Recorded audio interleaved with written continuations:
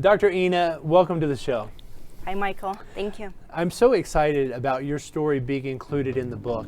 I heard your story recently when you were speaking and about coming here. It's such an amazing story. Tell me about the children you were able to help get here and then also the other 20 immigrants you were able to help sponsor here. My husband and I came to United States with a huge dream, American dream that we had for years. And I realized everybody has their own dreams.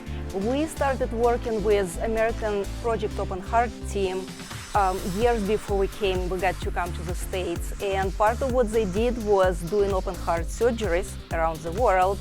And I got to work with them, and it was amazing to see two cultures divided by politics working side by side, saving lives, amazing results. And so for those people who dreamed to be healthy, who dreamed to be well, and yet were destined to die of heart disease, all of a sudden, this group from US, from Colorado, came as an answer to their dreams. And then second part of their mission was to help orphan children. And I used to volunteer for orphanages on and off during my years in Kazakhstan. And so when this team said that they were families in US that were actually willing to sponsor kids on medical visas, kids who were not allowed to be adopted at the time, but needed medical treatments and had no chance to get it in Kazakhstan, so these kids had no future. And there were families in US that were willing to sponsor, take them over and take care of them for 2 years and provide all the medical treatments necessary, including surgeries and rehabilitation.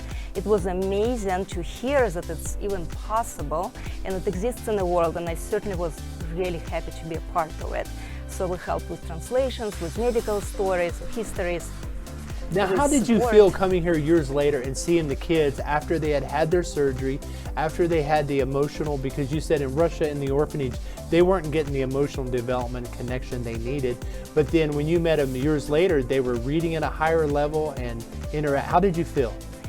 It was really incredible experience to see those kids. You know, in orphanages back then, kids were fed, they were not starved, and kids were safe. But the staffing was really minimal, and so these kids were starving for love. These kids were starving for development, for personal touch.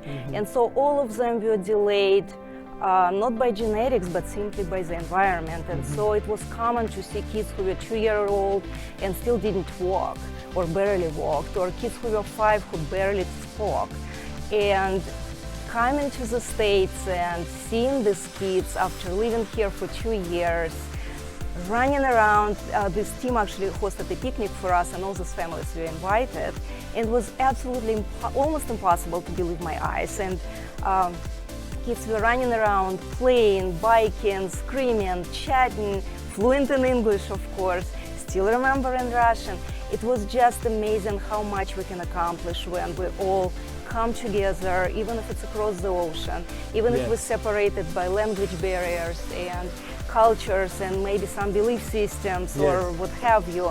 But when we're truly doing things together, amazing things happen. You could see these kids 2 years prior where they had no future health-wise or life-wise. And all of a sudden they had it all. The world was theirs. It was You are truly a powerful female immigrant, and a lot of people don't know that you got your medical degree in Russia, but then when you came to the US, you got your medical degree here as well. And I'm sure it's not easy to read medical books in English trying to learn the language, right?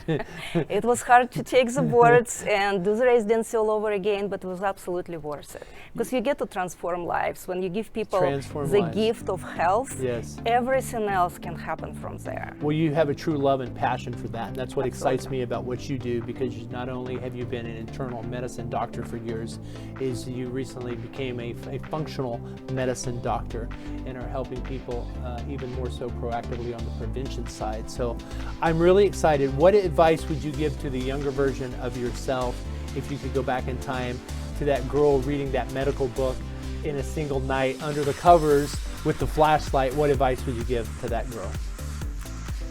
Always go for your dreams.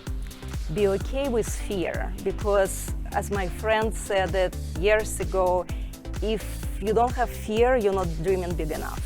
So dream big and have courage to go after your dreams, and anything you can dream of can happen. And you did the dream. You lived it, because when you and your husband were just 1 year married and you got on that plane and you landed in Chicago, yes, you still had this fear that maybe the KGB were there waiting for you in Chicago.